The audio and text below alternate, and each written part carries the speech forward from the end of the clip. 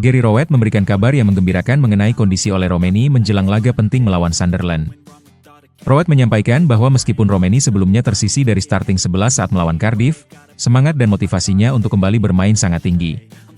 Pemain berdarah Indonesia ini bahkan disebut sebagai salah satu dari beberapa nama yang menunjukkan gairah besar untuk tampil sejak menit awal. Hal ini membuka peluang besar bagi Romeni untuk kembali mendapatkan menit bermain dan membuktikan kualitasnya di lapangan. Selain membahas Romeni, Rowett juga mengonfirmasi ketersediaan beberapa pemain lain, seperti Hide yang baru pulih dari gegar otak. Meski Hide mengaku siap bermain, Rowett menegaskan pentingnya pendekatan hati-hati terhadap pemain yang baru saja mengalami cedera kepala.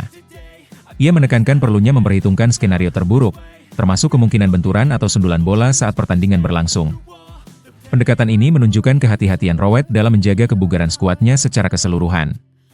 Sementara itu, atmosfer positif tampak jelas dalam internal tim. Rowett menyebut bahwa beberapa pemain, termasuk Stan Mills dan Ruben Rodriguez, menunjukkan antusiasme yang sama seperti Romeni untuk memulai pertandingan. Persaingan sehat dalam skuad dinilainya sebagai hal yang positif, karena menandakan tingginya motivasi pemain untuk berkontribusi. Situasi ini menjadi keuntungan tersendiri bagi Oxford United, yang tengah berjuang mempertahankan performa di tengah ketatnya persaingan Championship. Ole Romeni sendiri bergabung dengan Oxford United pada bursa transfer Januari 2025 dari FC Utrecht. Hingga kini, ia telah mencatatkan 13 penampilan dan mencetak 1 gol. Meski kontribusinya di papan skor masih minim, peluang untuk tampil kembali di laga mendatang bisa menjadi momentum penting baginya untuk unjuk gigi.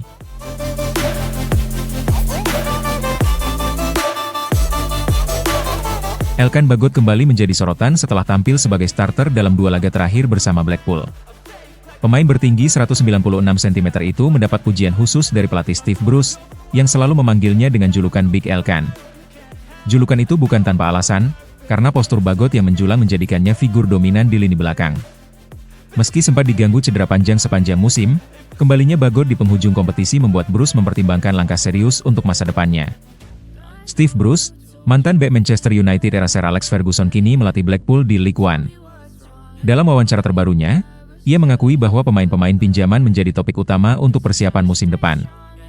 Dari 5 pemain pinjaman yang dimiliki Blackpool, nama Bagot termasuk dalam daftar yang akan dipertimbangkan lebih lanjut. Bruce menyatakan bahwa meskipun Bagot sempat absen lama karena cedera, performanya dalam 2 laga terakhir cukup menjanjikan untuk menjadi bahan evaluasi serius. Yang menarik, kontrak Bagot bersama klub induknya Ipswich Town akan segera habis pada akhir musim ini. Jika Ipswich memutuskan tidak memperpanjang kontrak bek asal Indonesia itu, maka Blackpool bisa merekrutnya secara permanen tanpa biaya transfer. Peluang ini tentu menjadi menarik bagi Bruce, yang tampaknya terkesan dengan fisik dan kemampuan Bagot sebagai bek tengah. Pembicaraan lebih lanjut antara Blackpool dan Bagot pun kemungkinan besar akan terjadi dalam waktu dekat. Di sisi lain, publik Indonesia dan PSSI juga menanti kepastian soal masa depan Bagot. Sejak Piala Asia 2023, ia belum lagi memperkuat timnas Indonesia karena ingin fokus bersama klub. Jika status klubnya sudah lebih jelas, ada kemungkinan Bagot membuka peluang untuk kembali memperkuat skuad Garuda.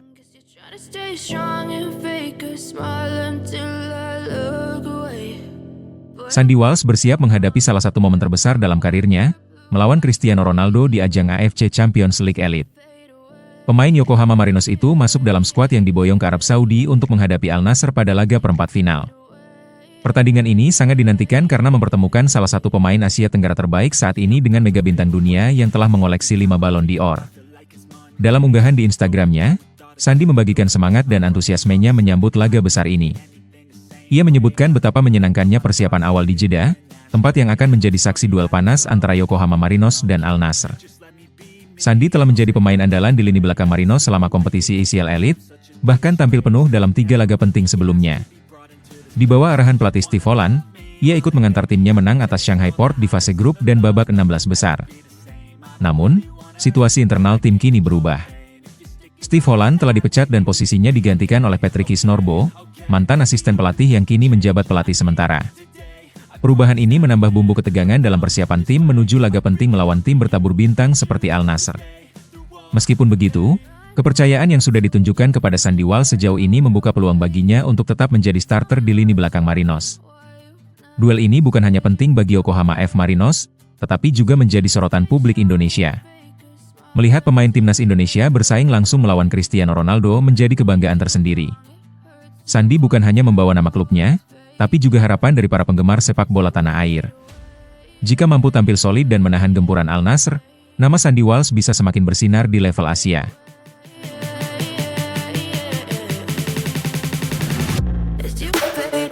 Pemain andalan timnas Malaysia Faisal Halim secara jujur mengungkapkan rasa cemburunya melihat peluang besar yang dimiliki timnas Indonesia untuk lolos ke Piala Dunia.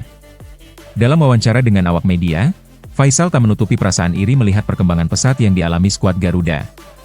Ia menyebut bahwa meskipun Malaysia dan Indonesia bersaudara, tetap ada rasa kecewa jika negara tetangga melaju lebih jauh, sementara timnya terhenti lebih awal dalam kualifikasi.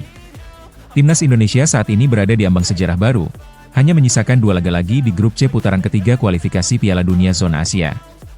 Di bawah asuhan Patrick Kluivert, Indonesia bersaing ketat dengan 2 kekuatan besar, yaitu Australia dan Arab Saudi. Jepang telah mengunci 1 tiket otomatis dari grup, sehingga hanya tersisa 1 tempat lagi yang diperebutkan oleh ketiga tim ini. Fakta bahwa Indonesia masih bertahan dalam persaingan sengit ini membuat banyak pihak terkejut dan kagum, termasuk dari negeri tetangga. Sementara itu, langkah Malaysia harus terhenti di grup D putaran kedua.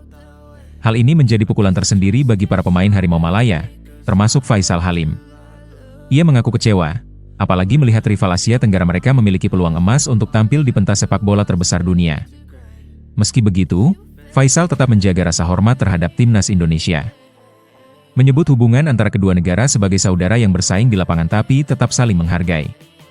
Perkembangan pesat sepak bola Indonesia beberapa tahun terakhir memang tak bisa dipungkiri. Dukungan federasi, kehadiran pelatih kelas dunia, dan regenerasi pemain muda berbakat menjadi fondasi kuat bagi impian besar ke Piala Dunia. Kini, publik Indonesia tinggal menunggu 2 laga penentu yang bisa membawa Merah Putih mencetak sejarah baru dan membungkam keraguan dari masa lalu.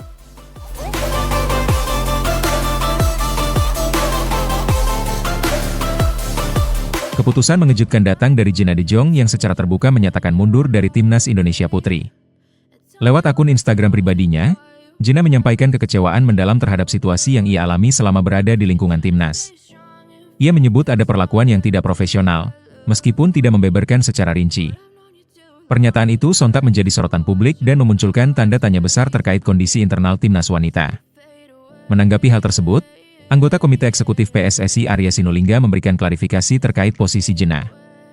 Ia menyebut bahwa masalah utama kemungkinan besar berasal dari proses naturalisasi yang tidak dilanjutkan karena nama Gina tidak mendapat rekomendasi dari pelatih timnas. Arya menegaskan bahwa dalam setiap proses naturalisasi, PSSI hanya akan memproses pemain yang direkomendasikan langsung oleh pelatih kepala. Tanpa rekomendasi tersebut, tidak ada dasar bagi federasi untuk mengambil langkah administratif lebih lanjut. Arya juga memberikan pandangan bahwa kekecewaan Gina bisa jadi berasal dari harapan yang tidak terpenuhi terkait tempat di timnas. Meskipun demikian, ia menyebut bahwa keputusan pelatih selalu dilandasi pertimbangan teknis dan kebutuhan tim. Dalam hal ini, federasi tetap berpegang pada prinsip objektivitas, bukan tekanan eksternal atau popularitas pemain.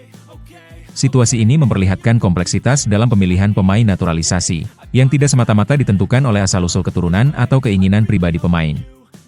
Gina sendiri menegaskan bahwa keputusan mundurnya telah dipikirkan matang-matang. Ia menyatakan bahwa dirinya adalah pribadi yang memperjuangkan keadilan dan tidak ingin mengorbankan harga diri sebagai pemain.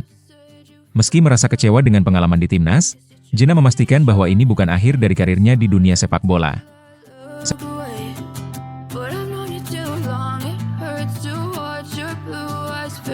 Kabar rencana PSSI menaturalisasi 3 pemain keturunan Eropa sukses membuat media Vietnam dan Cina merasa cemas. Media Vietnam Soha secara gamblang menyebut bahwa Indonesia kini punya jurus baru yang bisa merepotkan Vietnam dan Cina.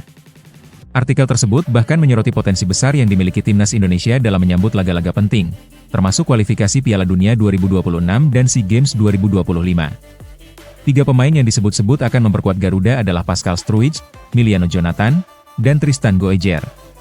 Pascal Struijk memiliki postur 190 cm dan pengalaman 148 laga bersama klub Inggris tersebut.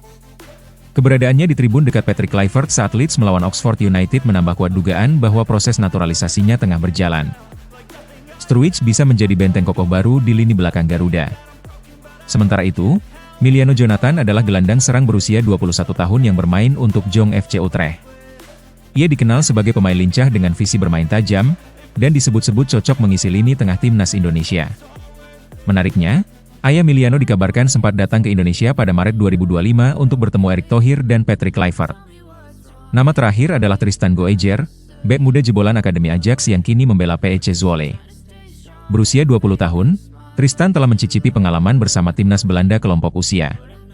Dengan usianya yang masih sangat muda, ia bisa menjadi andalan timnas Indonesia U23 untuk ajang SEA Games dan Piala AFF U23. Kehadirannya bersama Miliano akan membuat Vietnam harus bekerja keras jika kembali bertemu Garuda Muda. Strategi naturalisasi PSSI ini tidak hanya memperkuat skuad senior, tapi juga memperdalam kedalaman skuad usia muda. Soha menyebut bahwa langkah agresif Indonesia ini sangat mungkin mengganggu ambisi Cina di kualifikasi Piala Dunia, serta menghambat harapan Vietnam di turnamen regional.